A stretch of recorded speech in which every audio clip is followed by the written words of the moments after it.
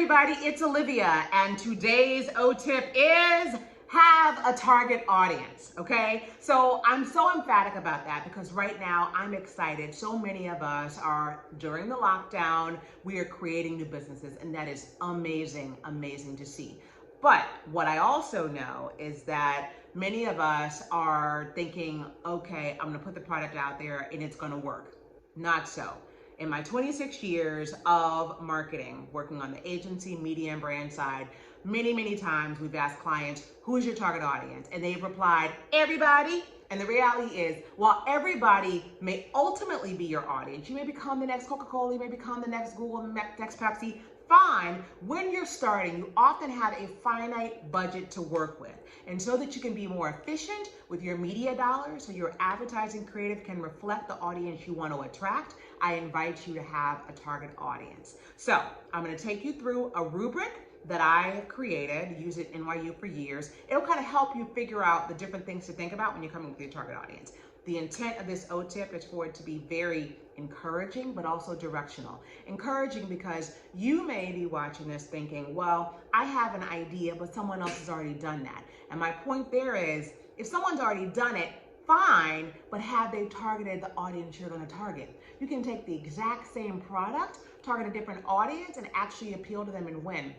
I think about someone that I respect a lot, Deshaun Johnson, who's a personal trainer, the guru of abs. What he has done to me is so remarkable in the fitness world. What he's done is he's taken training, right? Fitness training and abdominal training specifically to seniors. They love him, they're loyal to him, he's loyal to them. So you can find an audience, trust me, it's out there. So let's get going. All right. So here is the display for today. We're going to go through each quadrant: demographic, geographic, psychographic, and behavioral.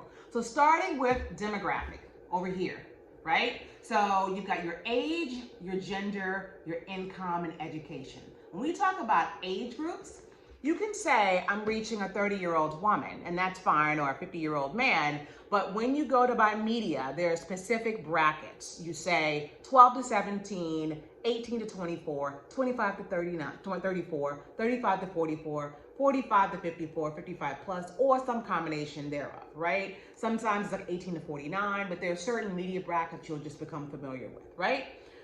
Under 12, you really technically are not supposed to be marketing to them due to COPA, the Child Advertising Protection Act, but figure out who your audience is and go from there. That's the first one. These are measurable statistics. Then you go on to geography, the geographic of your target audience. So you can go and say, I want to go to A cities, Chicago, New York, Los Angeles, San Francisco, or I want to go to B cities, Savannah, Augusta, Memphis, right? Louisville, B markets. You can go into a zip code. You can go specifically into a zip code of a city and say, you know what? I'm in New Orleans, but I want to reach people who are in 70125 or 70118. Shout out to those markets for no reason at all. But anyway, you can do that. You can also say, I want to go into Chicago, right? Chicago's cold. My product is definitely for a market that has a very cold climate, but not just the people in Chicago, but the Chicago DMA. So that would include Calumet City, it would include Orland Park, it would include Schaumburg, Skokie, the list goes on and on, but the surrounding areas. So you get more than people who are actually living in the actual city.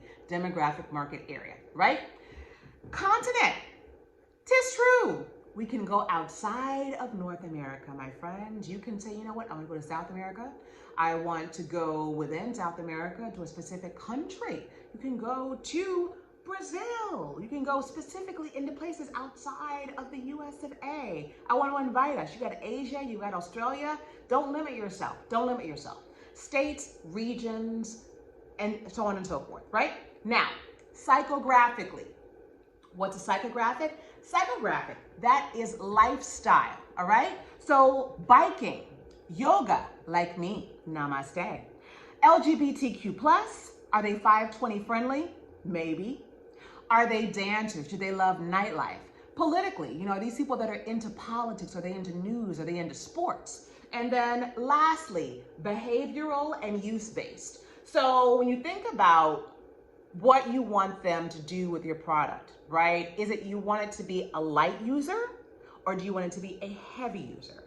Are you envisioning that they are desiring your product because of a benefit sought, like luxury, right? Or is a benefit sought of time, saving your time. Natural Issue is a brand that I love as well. They really did a wonderful job of positioning their brand around saving time on hair care. And then user status, right? Are you seeking to attract people who are non-triers, people who are aware but non-triers, people who are discount users only? Nobody really wants people who only want their product when it's only on discount. People who are trial, they've tried it, but they've rejected it, so they're called trial rejectors. Or people who you only want them to think of your product. When they think of using a certain product, they only think of you. Now, I'll give you an example really quickly before we go.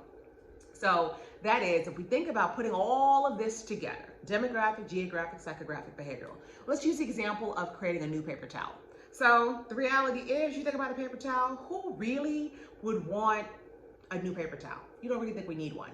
But let's say this paper towel has a feature that it evaporates within 2 minutes. You put it on the floor, it's not picked up, and it evaporates. Think about who would want that paper towel.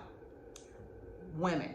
Women who are caretakers of children, of spouses, and perhaps of their aging parents. So I would go after, let's say from a demographic perspective, let's go after women 25 to 54 years old. Audience-wise, I'm gonna just choose to go after some key cities. I'm gonna go after some B markets. I'm gonna start with B markets first and build my way up. I'm gonna go after Augusta, Memphis, Nashville, Savannah, right? Boulder. I'm gonna have to B markets first and then grow. And then psychographically, these are women who they love cooking. Let's say they love watching Real Housewives on Bravo, right? They love family-oriented things, and that's what they do, right? They might also be professional women as well, right? They don't really have the time to be cleaning up after their loved ones. And then behaviorally, we're gonna want people that are heavy users of paper towels, right? So that gives you a whole new subset of a market that you can appeal to. And you might have said before, paper towels, there's no need for another one, but now maybe you will rethink that. So I hope you guys have a wonderful day. I hope you've enjoyed the OTip.